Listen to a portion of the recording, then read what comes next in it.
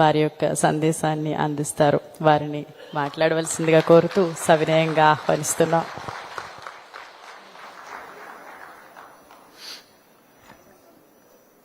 రాము తర్వాత మాడటం కొంచెం కష్టమైన పనే. అందరికీ నమస్కారం. మొన్న బీహార్లో ఎన్డీఏ ప్రభుత్వం ఏర్పడిన తర్వాత అక్కడ గౌరవ ముఖ్యమంత్రి నితీష్ కుమార్ గారి ప్రమాణ స్వీకారానికి మేము అందరం వెళ్ళాం. అక్కడ చాలా మంది కేంద్ర మంత్రులు అదేవిధంగా రాష్ట్ర ముఖ్యమంత్రులు హాజరయ్యారు. అక్కడ ఒక ముఖ్యమంత్రి గారు దగ్గరికి నేను వెళ్ళి పరిచయం చేసుకున్నా. ఇట్లా పలానా వ్యక్తిని ఆంధ్ర రాష్ట్రం నుంచి మంత్రిని అంటే ఆయన అడిగారు, గడిచిన 18 నెలల్లో ఆంధ్ర రాష్ట్రంలో ఏదో మ్యాజిక్ జరుగుతుంది, ఆ మ్యాజిక్ వెనకాల సీక్రెట్ ఏంటని ఆయన అడిగారు. అప్పుడు ఆయనకు చెప్పా, ఆంధ్ర రాష్ట్రంలో 2 ఉన్నాయి సార్ అన్న. ఒకటి మిసైల్స్, రెండోది జీపీఎస్. జీపీఎస్ అంటే వేదికమైన ఉన్న పెద్దలు, ఒక పక్కన అయ్యన్న పాత్రుడు గారు, ఇంకొక పక్కన అశోక్ గజపతిరాజు గారు. మిసైల్స్ కూడా వేదికమైన ఉన్నారు. ఒకటి మా యంగ్ అండ్ డైనమిక్ లీడర్ రాము, రెండోది young and dynamic leader Aditi Gajapathiraju గారు. మేము మిసైల్స్ గా పనిచేస్తున్నాం. జీపీఎస్ కోసం, జీపీఎస్ కూడా చాలా చాలా అవసరం. అంటే మేము మా పైన పడి సెల్ఫ్ డిస్ట్రక్ట్ కూడా చేసుకుంటాం అని చెప్పారు. అంటే ఈరోజు మీరు ఆంధ్ర రాష్ట్రంలో చూస్తుంది ఒక చరిత్ర సృష్టిస్తున్నాం. అహర్నిశలు వేదికమైన పెద్దలందరూ కూడా ఆంధ్ర రాష్ట్రానికి ఎదురు చేయాలి. రాష్ట్ర విభజన తర్వాత మనందరం చాలా నష్టపోయాం. ఇప్పటికి కూడా దక్షిణ భారతదేశంలో ఆంధ్ర రాష్ట్రం తలసరి ఆదాయం చాలా తక్కువ ఉంది. ఇదంతా అధిగమించుకుని ముందరికెళ్ళాలి అని అహర్నిశలు కష్టపడుతున్న వ్యక్తులు. ఇక్కడ భీమిలి శాసనసభ్యులు గంటా శ్రీనివాస్ గారు కూడా ఒక మాటలో చెప్పాలంటే నేను ఎక్కువ కష్టపడుతున్నా ఆయనకన్నా, ఆయన గెలిచేదానికి మళ్ళీ. ఎందుకంటే అన్ని ఐటీ కంపెనీలన్నీ కూడా వచ్చి భీమిలికే వస్తున్నాయి. ఇప్పుడు ఆయన కూడా అద్భుతంగా సహకరించి మమ్మల్ని అందరినీ ప్రోత్సహిస్తాం జరుగుతుంది. స్పీచ్ చాలా మామూలు రాశారు, కానీ 2-3 విషయాలు చెప్పి నేను ముగిస్తా. మొదటిది జిఎంఆర్ గారు గురించి. జిఎంఆర్ గారు ఉత్తరాంధ్ర ముద్దుబిడ్డ. ఇక్కడనే జన్మించి ఒక మధ్యతరగతి కుటుంబానికి జన్మించి 10th క్లాస్ ఫెయిల్ అయిన వారు. అప్పుడు వాళ్ళ ఇంట్లో లేదు, బాగా చదవాలని తోమితే తిరిగి మళ్ళీ వెళ్ళి మాన్సాస్లోనే 11th 12th క్లాస్ చదివి ఈరోజు దేశానికే కాదు ప్రపంచంలోనే ఒక అతిపెద్ద పారిశ్రామికవేత్తగా మారిన వ్యక్తి జిఎంఆర్ గారు.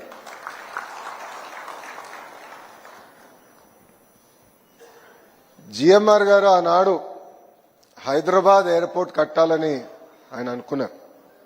అంటే ఉమ్మడి ఆంధ్ర రాష్ట్రానికి నేను సేవ చేయాలనుకున్న వ్యక్తి. కానీ ఆనాడు గౌరవ ముఖ్యమంత్రి చంద్రబాబు నాయుడు గారు కొంచెం సందేహం ఉండేది. మీరు ఎయిర్పోర్ట్ కట్టగలుగుతారా, మీకు అనుభవం ఉందా, ఇంత పెద్ద project, strategically most important project for Hyderabad మీ చేతుల్లో పెట్టాలనుకున్నా. కొంచెం ఇబ్బందికరమైన పరిస్థితి నాకు. అది నేను ఇంకా కన్విన్స్ అవ్వలేదు, వెళ్ళి పనిచేసి నన్ను కన్విన్స్ చేయండి అని నన్ను అడిగారు. ఇది ఎప్పుడు టెండర్ గెలిచిన తర్వాత, బిడ్ గెలిచిన తర్వాత. అప్పుడు జిఎంఆర్ గారు ప్రపంచం మొత్తం తిరిగి ఏకంగా జేవీలు ఏర్పాటు చేసుకుని ఇక్కడికి వచ్చి చంద్రబాబు నాయుడు గారిని కన్విన్స్ చేసి, లేదు మేము కట్టగలుగుతాం, కేవలం భారతదేశంలోనే కాదు ప్రపంచంలో ఒక నంబర్ 1 ఎయిర్పోర్ట్ మేము హైదరాబాద్ లో కట్టి తీరుతామని ఒక పట్టుదలతో కట్టి ఈ రోజు తెలంగాణ జీడిపికి సుమారు 12% కాంట్రిబ్యూషన్ చేస్తుంది హైదరాబాద్ జిఎంఆర్ ఎయిర్పోర్ట్. ఆనాడు చాలా మంది ఎగతాళి చేశారు, ఎయిర్పోర్ట్ కి 5,000 ఎకరాలు అవసరమా అని అడిగారు. వాళ్ళందరూ ఒకటే సమాధానం ఇస్తున్నా, ఈ రోజు వెళ్ళి చూడండి శంషాబాద్ ఎయిర్పోర్ట్ ఎలా డెవలప్ అయింది. ఈరోజు పక్క రాష్ట్రాల్లో బెంగళూరు కానీ చెన్నైలో కానీ ఒక ఎయిర్పోర్ట్ అయిపోయింది, రెండో ఎయిర్పోర్ట్ కట్టే పరిస్థితికి వచ్చారు. కానీ హైదరాబాద్ అదృష్టం ఏంటంటే ఆనాడు చంద్రబాబు నాయుడు గారు ఇచ్చిన విజన్ 5,000 ఎకరాలు తీసుకుని రాబోయే 100 సంవత్సరాల కెపాసిటీ కూడా శంషాబాద్ లోనే కట్టే విధంగా ఆనాడు ఒక విజన్ తో చంద్రబాబు నాయుడు గారు ముందరికెళ్లారు. విజన్ అనేది చాలా చాలా అవసరం అండి. కొంతమంది విజన్లెస్ పీపుల్ విజనరీని ఎగతాళి చేస్తారు. చంద్రబాబు నాయుడు గారు రాజు గారిని కలిసిన తర్వాత ఆయన మాకు ఒకటే చెప్పారు, ప్రపంచంలో aviation civil aviation work force లో 25% తెలుగోలు ఉండాలి, దానికి మీరు ఏం చేయాలో మీరు చెయ్యండి. ఒక ముఖ్యమంత్రిగా నా సహకారం ఉంటుందని ఆయన చాలా సింపుల్ గా చెప్పారు. ప్రపంచంలో, దేశంలో కాదు, ప్రపంచంలో 25% అంటే కనీసం భారతదేశంలో 70% ఉండాలని ఈరోజు రాజుగారే నాకు టార్గెట్ పెంచారు. అంటే బాబు గారు ఆ విజన్తో నాకు ఆదేశాలు జారీ చేశారు. అప్పుడు రాజుగారు నేను మాట్లాడా, జిఎంఆర్ అంకుల్తో కూడా నేను మాట్లాడా, ఎట్లా చేయాలి డిస్కస్ చేశాం. ఒక వరల్డ్ క్లాస్ ఇన్స్టిట్యూట్ క్రియేట్ చేయాలి, కేవలం ఏదో ఒక యూనివర్సిటీ చేస్తాం కాదు, ఒక కామన్ ఇన్ఫ్రాస్ట్రక్చర్ ఏర్పాటు చేసి, అంటే స్టూడెంట్ లైఫ్ అకామిడేషన్, అదేవిధంగా మన క్యాఫెటీరియా, ఇవన్నీ కూడా కామన్ ఇన్ఫ్రాస్ట్రక్చర్ క్రియేట్ చేసి ఒక్కొక్క సబ్జెక్ట్లో ఒక్కొక్క యూనివర్సిటీ అగ్రస్థానంలో ఉంటుంది. ఒక ఎకోసిస్టమ్ క్రియేట్ చేసి బెస్ట్ ఇన్ క్లాస్ యూనివర్సిటీస్ అన్ని కూడా ఒక ఏవియేషన్ ఎడ్యుసిటీకి తీసుకొస్తేనే మన ప్రాంత రూపురేఖలు మార్చొచ్చని ఆనాడు మేము తీసుకున్నాం ఒక నిర్ణయం. ఇది నేను ఆలోచిస్తున్న సమయంలో ఇప్పుడు కూడా బాగా గుర్తు నాకు, తెలుగుదేశం పార్టీ విశాఖపట్నం ఆఫీస్లో నేను కూర్చున్నప్పుడు అదితి గారు ఒక మ్యాప్ తీసుకుని వచ్చారు, పెద్ద మ్యాప్, ఉత్తరాంధ్ర మ్యాప్ తీసుకుని వచ్చి, లోకేష్ గారు మానస ట్రస్ట్ కి ఇక్కడిక్కడ భూములు ఉన్నాయి, మీరు వరల్డ్ క్లాస్ ఇన్స్టిట్యూషన్స్ తీసుకురండి, వాళ్ళకి మేము ఉచితంగా భూములు ఇచ్చేదానికి సిద్ధంగా ఉన్నాం అని చెప్పిన గొప్ప వ్యక్తి అదితి గజపతి రాజు గారు. ఈరోజు గజం గజం కోసం కొట్టుకునే సమాజంలో వేలాది ఎకరాలు ప్రజల కోసం అందించిన గొప్ప కుటుంబం ఇది. నేను వేదిక పైన వచ్చినప్పుడు నవ్వుతూ అటు అశోక్ గారికి అదితి గారికి నేను చెప్తున్నాను, రాత్రి నన్ను ఇద్దరు పడుకోనియలేదండి. ఇది ప్రజలందరూ ఈ విషయం వినాలి. రాము కూడా నాతోనే ఉన్నాడు నిన్నంతా. ఈ ఎంఓయు ఫైల్ రాష్ట్ర ప్రభుత్వం ఆమోదం తెలపాలి.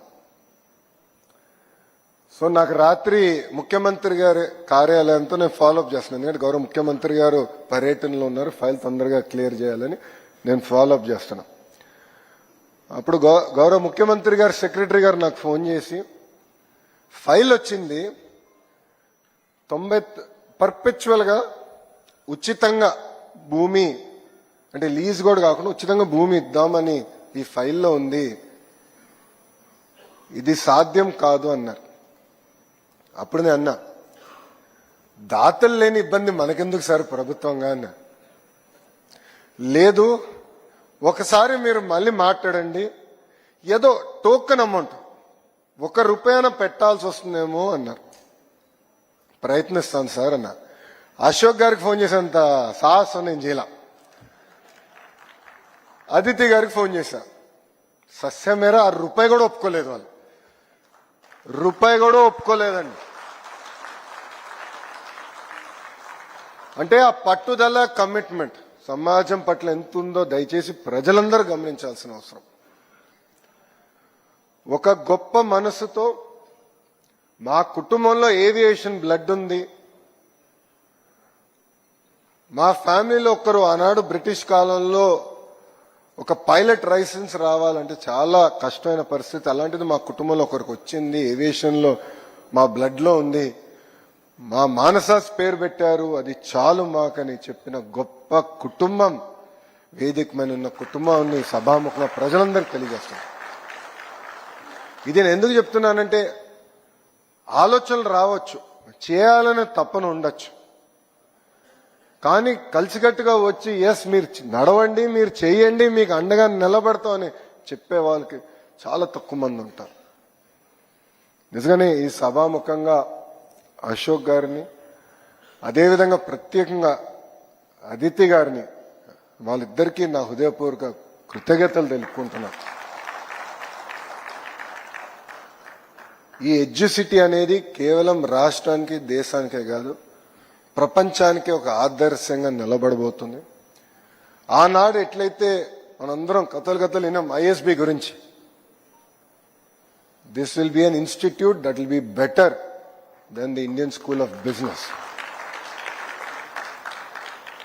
నిన్న మేము ఇక్కడికి వస్తుంటే రాము నేను కూడా మాట్లాడుతూ వచ్చాం, ఇద్దరం కలిసి ప్రయాణం చేసింది. సుమారుగా 2 గంటలు ఏ యూనివర్సిటీస్కి వెళ్ళాలి, ఫిబ్రవరి నుంచి ఎవరెవరు గడపలు దొక్కాలి, ఈ ఎకో సిస్టమ్ ఎలా బిల్డప్ చేయాలి, ఇంజన్లో ఎవరు, డ్రోన్స్లో ఎవరు, ఏవియానిక్స్లో ఎవరు, అదేవిధంగా ఏటీసీ ట్రైనింగ్ చాలా చాలా అవసరం, పైలట్స్ కూడా అవసరం. సో ఎవరెవరి దగ్గరికి వెళ్ళాలి, ఎలా తీసుకురావాలి, దానిపైన ఆల్రెడీ మేము వర్కౌట్ చేస్తాం. అంటే ఒక పట్టుదల, ఒక కమిట్మెంట్తో ఏదైతే ఏవియేషన్ ఎడ్యుసిటీని ఒక వరల్డ్ క్లాస్ మోడల్గా చేయాలని దానిపైన మేమందరం కూడా అహర్నిశలు కష్టపడతామని అశోక్ గజపతి రాజు గారికి మీ అందరి సమక్షంలో ఆయనకు నేను తెలియజేస్తున్నా. ఆంధ్ర రాష్ట్రాన్ని అభివృద్ధి చేయాలనే లక్ష్యంతో కూటమి ప్రభుత్వం పనిచేస్తుంది. 2014లో గౌరవ ముఖ్యమంత్రి చంద్రబాబు నాయుడు గారు ఆనాడే చెప్పారు, ఒకే రాష్ట్రం ఒకే రాజధాని, కానీ అభివృద్ధి వికేంద్రీకరణ చేసి చూపిస్తామని నినాదానికి ఇప్పుడు కూడా కూటమి ప్రభుత్వం కట్టుబడి ఉంది. అన్ని ప్రాంతాలని సమగ్ర అభివృద్ధి చేయాలి, కానీ క్లస్టర్ బేస్డ్ అప్రోచ్ అనేది చాలా చాలా అవసరం అని నేను చెప్పాను. అందుకే ఆటోమోటివ్ క్లస్టర్ ఒక అనంతపూర్లో వచ్చింది, renewable energy cluster Kurnool Anantapur జిల్లాలో వచ్చింది, సిమెంట్ క్లస్టర్ ఒకటి ఏర్పాటు చేస్తున్నాం, ఎలక్ట్రానిక్స్ మ్యానుఫ్యాక్చరింగ్ క్లస్టర్ ఒకటి వచ్చింది, ఏసీ క్లస్టర్ ఒకటి వచ్చింది, compressed biogas, aqua, quantum, medical devices manufacturing, pharma, steel, ఇలా ఒక్కొక్క క్లస్టర్ సుమారుగా 22-23 క్లస్టర్స్ తయారు చేస్తున్నాం. ఈ క్లస్టర్లో కేవలం ఒక 10 కంపెనీలు తీసుకొస్తాం కాదు, ఎంటైర్ ఎకో సిస్టమ్ ఈ క్లస్టర్లో తీసుకొస్తున్నాం. ఏవియేషన్లో ఇప్పటికీ నేను రాము కలిసికట్టుగా పనిచేస్తున్నాం. అసలు ఒక ఇంజిన్ తయారు చేయాలంటే సుమారుగా 1000 కంపెనీలు వాళ్ళ కాంపోనెంట్స్ ఇస్తాయి. నేను రాముకు చెప్పా, పెద్ద పెద్దలు అవసరం లేదు, నాకు ఆ కాంపోనెంట్ తయారు చేసే లిస్ట్ చాలు, వాళ్ళందరినీ నేను ఆంధ్ర రాష్ట్రాన్ని తీసుకొస్తాం. ఆ క్లస్టర్ మనం కలిసికట్టుగా ఏర్పాటు చేద్దాం అని చెప్పాను. ఇది అనేది vertical. Horizontal education, aviation educity ఏదైతే మనం ఈరోజు డిస్కస్ చేస్తున్నామో అది హారిజాంటల్. ప్రపంచానికే మనం టాలెంట్ అందజేయాల్సిన అవసరం ఉంది. సో ఇట్లా ప్రతి క్లస్టర్లో మీరు చూస్తే ఒక సిస్టమేటిక్ అప్రోచ్ మేము తీసుకుని ఎడ్యుకేషన్ని, ఇండస్ట్రీని ఇంటిగ్రేట్ చేసి యంగ్స్టర్స్ ఎవరైతే గ్రాడ్యుయేట్ అవుతారో జాబ్ రెడీగా వాళ్ళకి కావాల్సిన కరికులం కూడా తయారు చేసి అందించే బాధ్యత కూటమి ప్రభుత్వం తీసుకుంటుంది. ఇది వాస్తవంగా ప్రపంచంలో ఒకే ఒక దేశం ఈ మోడల్ ఫాలో అయింది, అది చైనా. ఒక క్లస్టర్ బేస్డ్ అప్రోచ్ తీసుకున్నారు. ఏవియేషన్లో కానివ్వండి, ఎలక్ట్రానిక్స్ మ్యానుఫ్యాక్చరింగ్ కానివ్వండి, ఫర్నిచర్లో కానివ్వండి, టాయ్స్లో కానివ్వండి, ఇట్లా క్లస్టర్ బేస్డ్ అప్రోచ్ తీసుకున్నారు. అదే క్లస్టర్ బేస్డ్ అప్రోచ్ ఆంధ్ర రాష్ట్ర ప్రభుత్వం తీసుకుంటుంది. చివరిగా రాష్ట్రం లక్ష్యం ఒకటే, 5 సంవత్సరాల్లో 20 లక్షల ఉద్యోగాలు కల్పించాలని. దానికోసం మేము అహర్నిశలు కష్టపడుతున్నాం. ఉత్తరాంధ్ర ప్రజలందరూ కూడా నేను కోరేది ఒకటే, అభివృద్ధి చేసడానికి మేము ముందరికి వచ్చాం, మీ సహకారం కూడా చాలా చాలా అవసరం. నేను 99 పైసలకి ఫార్చ్యూన్ 500 కంపెనీస్కి భూములు ఇస్తానంటే చాలా మంది ఎగతాళి చేశారు. భూమి ఇస్తే సరిపోతుందా, కంపెనీలు వస్తాయని. ఆ ఒక్క నిర్ణయం వల్ల టీసీఎస్ వచ్చింది, ఆ ఒక్క నిర్ణయం వల్ల కాగ్నిసెంట్ వచ్చింది. రాబోయే 100 రోజుల్లో కనీసం ఇంకొక 2 కంపెనీలకి విశాఖపట్నానికి ఐటీ రంగంలో తీసుకొచ్చే బాధ్యత కూడా కూటమి ప్రభుత్వం తీసుకుంటుంది. ఇట్లా చాలా సాహసోపేతమైన నిర్ణయాలు తీసుకుంటున్నాం. మొన్న సెక్రటరీ గారు అన్నారు, సార్ చాలా రిస్కీ డెసిషన్ తీసుకుంటున్నారు మీరని. మాకు అలవాటే సార్ ఇదన్నా. మంచి మనసుతో ఏ నిర్ణయం తీసుకున్నా ప్రజలు సహకరిస్తారు, ప్రకృతి సహకరిస్తుంది. ఆయనకు ఒకటే చెప్పా, ఐఎస్బి ఏర్పాటు చేసినప్పుడు చాలా మంది ఇట్లానే అన్నారు, ఇది రిస్కీ నిర్ణయం అని. బాబు గారికి ఆయన ఎప్పుడు వెనక్కి తిరిగి చూడలేదు. That is why Hyderabad is what it is అని నేను చెప్పా. అలాంటి నిర్ణయాలు మేము తీసుకుంటాం. మిసైల్స్ రెడీగా ఉన్నాయి, ఇక్కడ అద్భుతమైన జీపీఎస్లు కూడా ఉన్నాయి. మాకు గైడెన్స్ టైం టు టైం ఇస్తారు. కలిసికట్టుగా అన్ని రంగాల్లో ఆంధ్రప్రదేశ్ ని నంబర్ 1 చేసే బాధ్యత కూటమి ప్రభుత్వం మేము తీసుకుంటాం. ఆయన్న గారిని కలవలేకపోయాను, అంటే నిన్నే ధర్మేంద్ర ప్రధాన్ గారిని కలిసి వచ్చాము. ధర్మేంద్ర ప్రధాన్ గారికి కాన్స్టిట్యూషన్ డే నాడు మాక్ అసెంబ్లీ ఎట్లా నిర్వహించామో ఆయనకు వీడియో చూపించాము. పిల్లలకి రూపొందించిన రాజ్యాంగం పుస్తకం కూడా ఆయన చూపిస్తే, ఫిబ్రవరి మాసంలో భారతదేశంలో ఉన్న స్టేట్ ఎస్సీఆర్టీ సంస్థలందరినీ వాళ్ళ సమావేశం ఏర్పాటు చేసుకుందాం. ఏ మోడల్ ఏదైతే అద్భుతంగా ఆంధ్ర రాష్ట్రంలో మీరు రూపొందించారో ఆ మోడల్ అన్ని రాష్ట్రాల్లో అదే మోడల్ ఇంప్లిమెంట్ చేయాలి, వాళ్ళు కొంచెం అవగాహన తీసుకొద్దామని ఆయన చెప్తాం జరిగింది. ఆయన కూడా ఆశ్చర్యపోయారు, ఇంత అద్భుతంగా ఎట్లా నిర్వహించారంటే మా స్పీకర్ గారి కృషితో మేము చేశాము, ఆయన సహకారంతో మేము ఇంత అద్భుతంగా చేయగలిగామని ఆయన చెప్తాం జరిగింది. మిసైల్ జీపీఎస్ అని ఒక ఉదాహరణ, లాస్ట్ పాయింట్ చెప్పి నేను మీ అందరి దగ్గర సెలవు తీసుకుంటా. నేను శాసనసభ సాక్షిగా గౌరవ స్పీకర్ గారు నేను అడిగా, సార్ హౌస్ లోపలనే మాక్ అసెంబ్లీ నిర్వహిస్తే బాగుంటుందని నేను కోరాను. ఆయన చాలా ఇబ్బంది పెట్టా, చాలా ఇబ్బంది పెట్టా. కనీసం ఒక 10-15 సార్లు మాట్లాడి ఉంటాను, ఫోన్ చేసి ఉంటాను. అంటే మంచి మనసుతో ఏదో చేయాలని అనుకుంటాం. అంటే అప్పుడు ఆయన లేదు, రూల్స్ ఉంటుంది, సభా సాంప్రదాయాలు ఉంటాయి. అంటే మీరే కదా సార్ స్పీకర్, మీ చేతుల్లోనే అంత ఉంటుంది.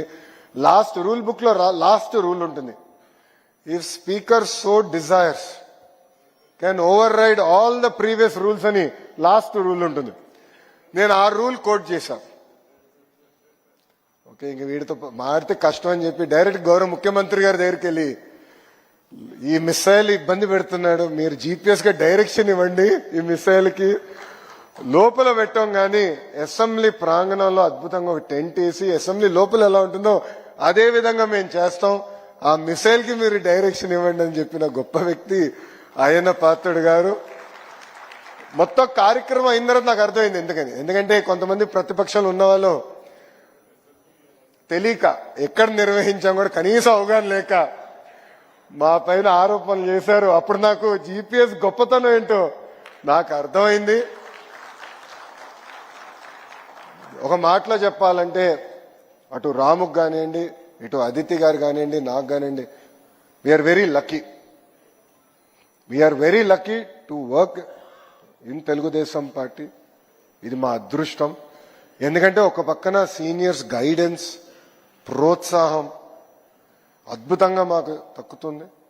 ఇంకో పక్కన గౌరవ ముఖ్యమంత్రి గారు అహర్నిశలు మమ్మల్ని పరిగెత్తిస్తున్నారు.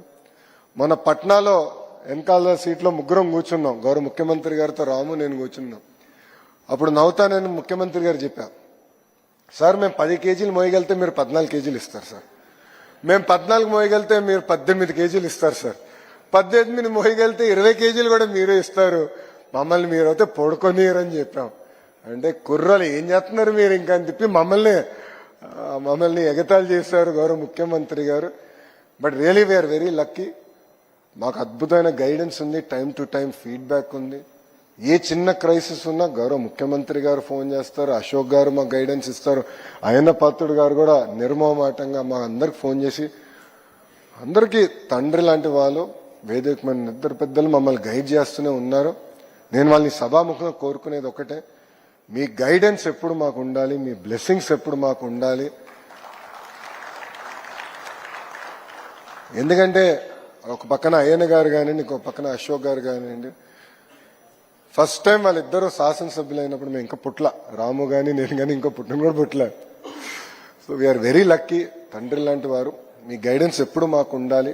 చేయాలని ఒక తపన ఉంటుంది, స్పీడ్లో పరిగెడతా ఉంటాం, కానీ time to time corrections, guidance GPS లాగా మీరు మాకు అందించాలని ఈ సభాముఖంగా తెలుపుకుంటూ, చివరిగా again I would like to thank Aditi గారు. If not for you this would have not happened.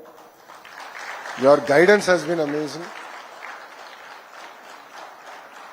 ఎంత ప్రోయాక్టివ్ అప్రోచ్ అంటే, నేను ఇంకొక యూనివర్సిటీ పట్టుకురావాలని ప్రయత్నిస్తున్నా. ఇంకొక సెక్టర్లో, ఉత్తరాంధ్రకు సంబంధించిన ఒక సెక్టర్లో ఆల్రెడీ దాని గురించి ఒక గైడెన్స్ నోట్ నాకు ఇచ్చేశారు. వాళ్ళకి ఎట్లా చేయొచ్చు, ఇట్లా చేస్తే బాగుంటుందని. అంటే డిస్కషన్ స్టార్ట్ చేశాం కానీ ఇంకా ఇంకా కాంక్రిటైజ్ అవ్వకపోయినా ఆల్రెడీ గైడెన్స్ నోట్ ఇచ్చారు. అంటే ఎంత ప్రోయాక్టివ్గా ఉన్నారని దానికి ఇది ఒక ఉదాహరణ. But I would like to thank you from bottom of my heart.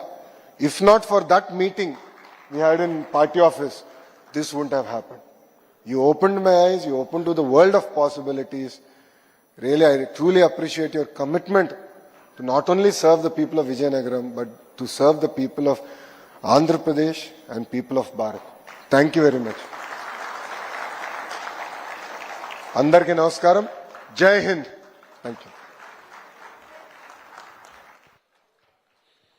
హృదయపూర్వక ధన్యవాదాలు సార్. మీ రాకతో